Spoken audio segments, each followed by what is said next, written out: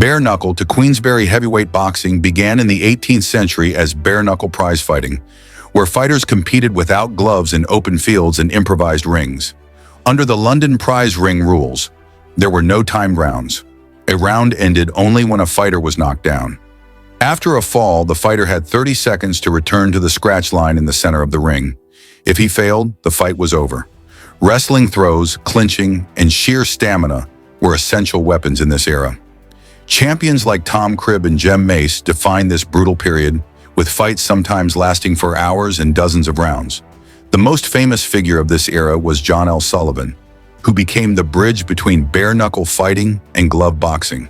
His 1889 fight against Jake Coleraine was the last major heavyweight championship contested under London prize ring rules.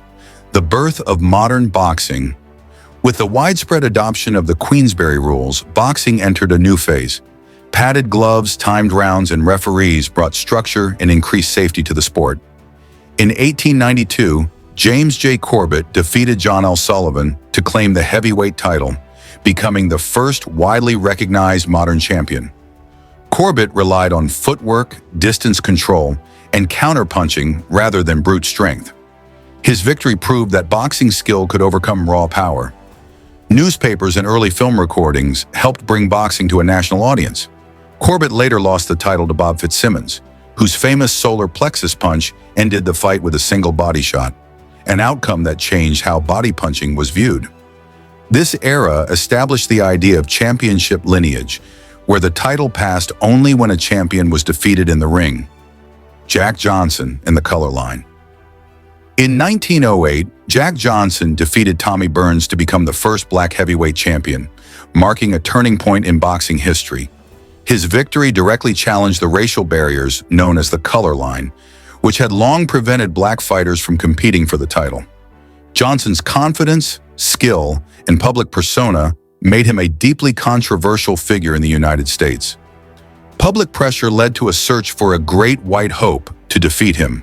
That challenge came in 1910 when former champion James J. Jeffries returned from retirement.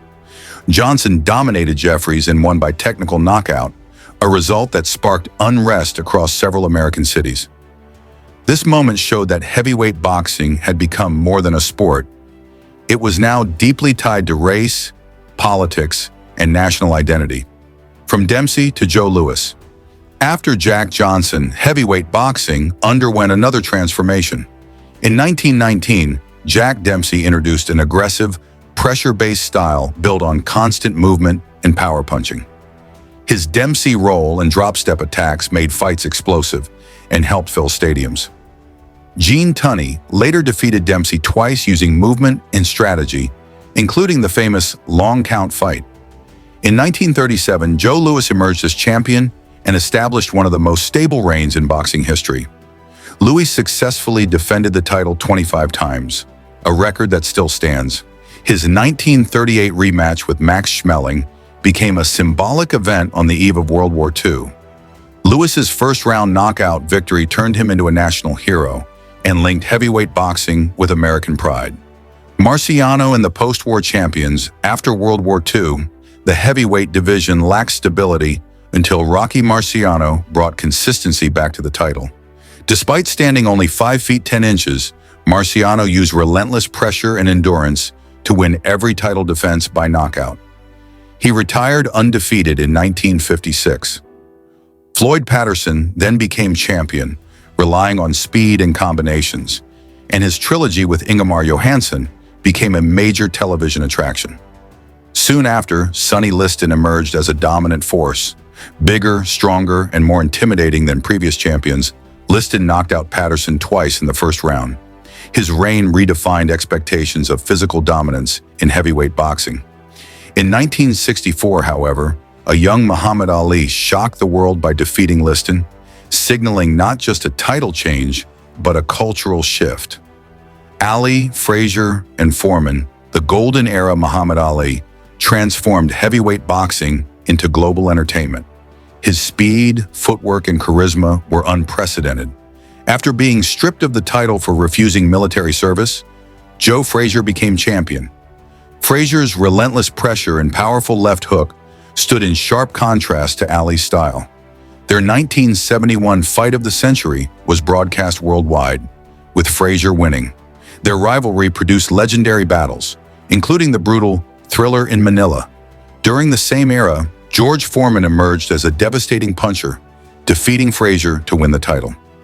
In 1974, Ali reclaimed the championship by defeating Foreman in the Rumble in the Jungle, using the rope-a-dope strategy. Together, Ali, Frazier, and Foreman made heavyweight boxing a cultural phenomenon. Larry Holmes in the transition era. After Ali's era, Larry Holmes won the heavyweight title in 1978 and established a long but often underappreciated reign. Holmes's greatest weapon was his left jab, fast, precise, and relentless. He defended the title against challengers such as Ernie Shavers and Jerry Cooney. The Cooney fight drew massive media attention, but Holmes never achieved Ali's level of popularity. Fans longed for dramatic rivalries that did not fully materialize. As Holmes aged, a new generation of explosive heavyweights began to emerge. The division entered a transition phase where technical mastery and raw athletic power began to collide. During this period, a young Mike Tyson was quietly rising in the background, signaling the arrival of a new era. The rise and fall of Mike Tyson. Mike Tyson became the most feared heavyweight of the mid-1980s. Trained by Cus D'Amato, Tyson mastered the peekaboo style, combining head movement, explosive counters, and relentless pressure. In 1986, he became the youngest heavyweight champion in history. His knockouts were brutal and fast, turning every fight into a must-watch event. Tyson unified the division and overwhelmed opponents both physically and psychologically. In 1990, however, James "Buster" Douglas shocked the world by defeating Tyson in Tokyo using discipline, movement, and a strong jab. The upset is considered one of the greatest in boxing history. Tyson's dominance ended abruptly, and later legal and personal struggles complicated his legacy. From chaos to Klitschko dominance. The 1990s saw heavyweight boxing become fragmented due to multiple sanctioning bodies. Champions like Evander Holyfield, Riddick Bowe, and Lennox Lewis emerged, but undisputed supremacy was difficult to maintain. Lewis was widely regarded as the most complete heavyweight of the era, yet politics prevented long-term unification. In the early 2000s, the Klitschko brothers took control of the division. Vitaly fought aggressively, while Wladimir relied on a disciplined jab and clinch strategy. European crowds, scientific training, and strong amateur backgrounds defined this era. While dominant, the fights became predictable. In 2015, Tyson Fury outboxed Vladimir Klitschko, ending the era and reopening the heavyweight division. Usyk and the Saudi mega events era. After 2015, heavyweight boxing experienced a global revival. Fighters like Deontay Wilder, Anthony Joshua, and Tyson Fury brought renewed attention, though full unification remained elusive. Oleksandr Usyk challenged the belief that size alone defined greatness. He defeated Joshua twice and, in 2024, overcame Tyson Fury to become the first undisputed heavyweight champion of the four-belt era. At the same time, Saudi Arabia emerged as a new center for major boxing events.